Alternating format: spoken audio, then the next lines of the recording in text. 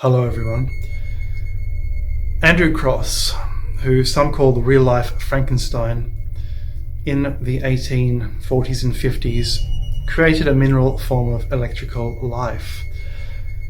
His house was nearly burnt down by a raging mob as a result. He inspired Nikola Tesla and others who followed.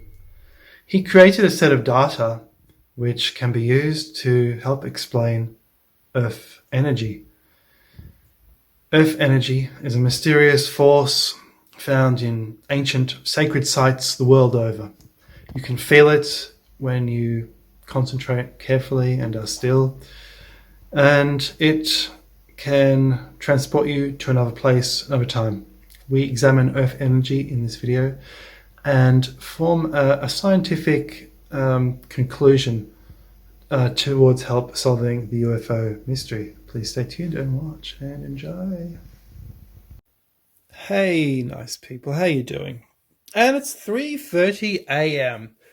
Kind of the height of the witching hour and the generation of Earth energy, as we're going to see in this video. We're going to explain what Earth energy is, explain how it relates to UFOs. This is scientific, irrefutable evidence of the UFO mystery.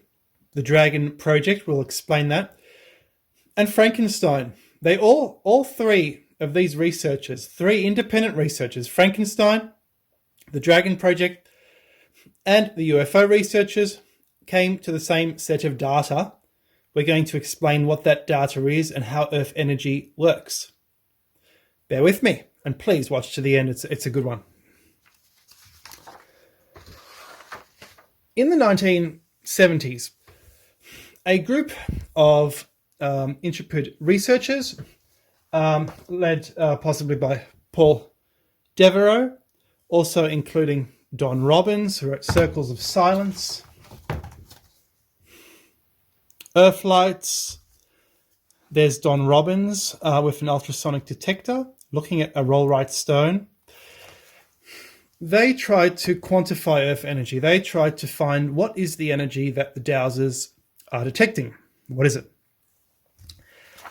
And they basically started doing some instrumentation, firstly with an ultrasonic detector, because they heard that so the Arbor Low stones were releasing ultrasonic energy.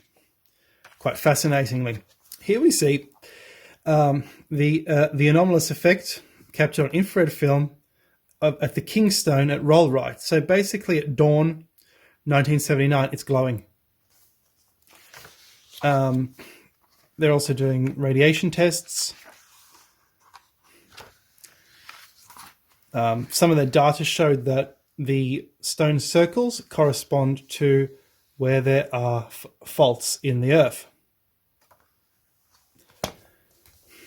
Now, basically what happened was this. Don Robins went off to the Rollright stones, and crack of dawn, he was up there. It's dew, freezing, foggy, cold, beautiful black and white photos in his book, so mysterious. The stones start beeping on the ultrasonic detector as soon as the sun rises. Just incredible. It's an incredible mystery, and this really engaged me as a child when I read this in his book. And he never got to the solution, but I found the solution. This is so good.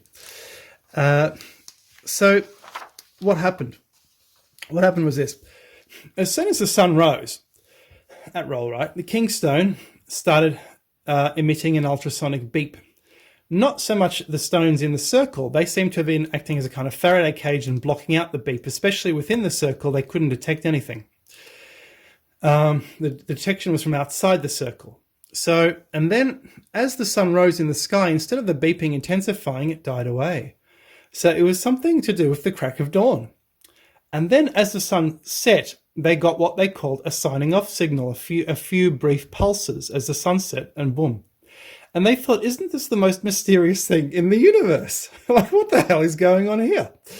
So they thought, they tried to investigate, they got Geiger counters, and to be honest, they never really came up with a solution. But I've got the solution.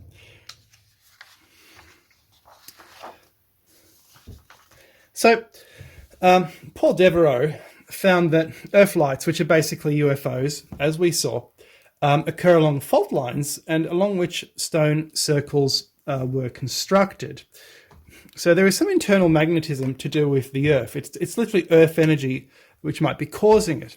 So I'm going to read a passage about from one of the Dragon Project monitors, and it basically says this: for several nights when there was no moon, I saw a pool of diffuse white light which seemed to be coming out of the ground. It rose a bit above these stones and then tapered off. The whole center of the circle was generating light. Okay, very interesting. So what they noticed was they say that it happened in the morning that the stones started beeping, and it would continue through sunrise and continue up 2 or 3 hours afterwards, when the random background flutter of the needle would be established. Checks with the instrument during later periods in the day never resulted in the appearance of the pulsing pattern. Sunset monitoring rarely revealed any activity. When it did occur, it would be just a few swift spikes of activity on the receiver's dial. This occasional effect became affectionately known as the signing off signal. And they could never work out what was really going on here with this. Just very odd phenomena indeed. So we get to the next part, and this is a 3-part solution. Remember, UFOs, Frankenstein. Dr. Frankenstein himself, he wasn't called that, but he was the real-life Frankenstein. Remember Andrew Cross? Remember that video I made? He found a solution centuries earlier. So Jacques Vallée, in the 90s and the 80s, he is an excellent researcher, and he wrote all about this incredible this incredible phenomena he's found, which proves that UFOs are an Earth energy phenomena. And quite basically, you see a nice head and shoulders pattern generated. This is a frequency of close encounter reports as a function of the time of day. Okay, so it's all happening at night time, 20 o'clock, 2100 hours, and then again at 3 a.m., the witching hour. And it also crosses that huge curve is around at midnight. There's also an earlier spike as well, possibly in the daytime as well. In addition, more head and shoulder charts showing that this is really a nighttime phenomenon. UFOs are a nighttime phenomenon. Close encounter cases. What's going on? That's the frequency of cases.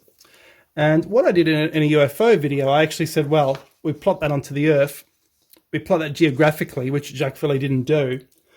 And we see that it's basically a diffracted electromagnetic tail of the Earth, which is probably being generated by the sun pushing its electromagnetic energy into the Earth. And this is coming from something. I've speculated it's an interference pattern, and it's the central sun's energy being pushed out through the crevices of the Earth, and hence you have the stone circles glowing at nighttime, Earth energy. So we get to the next step. Andrew Cross, Frankenstein, basically, this guy, I'm just reading this guy's, this is his wife's book. After he died, she wrote a very touching memorial about him, all about his scientific stuff, poetry. It's just absolutely incredible. And I want to read you a little bit because this is absolutely amazing. Now, this guy was in a cave, and he realized he was like an electric universe theorist, but in the 19th century, early 19th century. He said, these crystals in the cave must be grown electrically. Life must be electric. Clouds are electric. The atmosphere is electric. Plants are electric. Everything's electric. And what he did, he did lots of experiments. If you recall my video, you'll know that he had like a mile of cable, insulated cable. And inside his mansion, he had a huge ball with the Latin words "noli me tangere," don't touch me, and a voltaic pile underneath the ball. And he could raise or lower the ball with a piece of silk, which was the insulator, which he could use to control it. And he actually noticed that when a cloud passed over, he said when the edge of the cloud is perpendicular to the system, suddenly some bangs would start issuing forth between the ball and the voltaic pile. And when it passed by onto the other side of the cloud, the electricity would reverse, and it would start banging the other way, and sparks would fly, and the energy would go back into the sky. So he noticed the atmospheric electricity is going backwards and forwards all the time. One of the things this genius did, and he really didn't publicize himself too much, so we don't know about him, but he was basically a Nikola Tesla. He said, I forecast that in future we will be able to use electricity to instantly communicate with other parts of the globe. And this became a reality by the 1860s with the telegraph. So a bit of a Tesla, and I speculated he must be an inspiration to Tesla. And we're going to show his evidence in a second, but this is absolutely incredible. This is absolutely incredible. Why don't I just do that? And then we're going to read the evidence. So the evidence is basically this.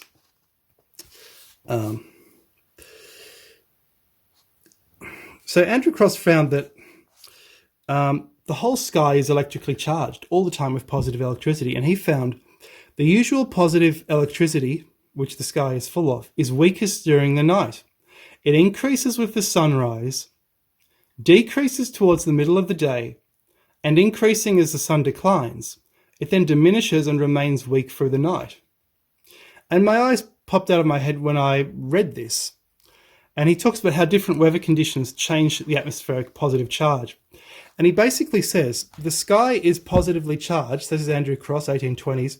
The sky is positively charged during the day, but it decreases towards midday. It's strong in the morning, strong again in the evening. Now, does that remind you of the Dragon project that I have just spoken about 5 minutes ago? And it's absolutely the inverse to the abductions chart discovered by Jacques Vallée. So what we have found and proven in this video already is that it seems that the UFO phenomenon is an Earth energy phenomenon. It's to do with geomagnetism. It's to do with the center of the Earth. Yes, it's a lot more complicated than just balls of fire. It seems that plasma, in some respects, can act in an intelligent manner. It can shape change. It can do many things which we cannot understand, possibly by interfacing with our minds in certain ways we cannot grasp. But this is the science behind UFOs. And the physicists, scientists won't touch this. But I am the gentleman scientist. I don't have a job. I'm just, researching this, on my own. I don't care if I offend anyone. And I can do this. You see, so what do you guys think of this? This is verifiable fact. You can't argue with these facts. So I recommend all the books I've shown you. They're all fascinating. Memorials Andrew Cross. That one there really got me onto this. Electric UFOs by Budden. I also recommend a book by a friend of mine, Unconventional Aerial Phenomena. And this is the best UFO book I've ever read.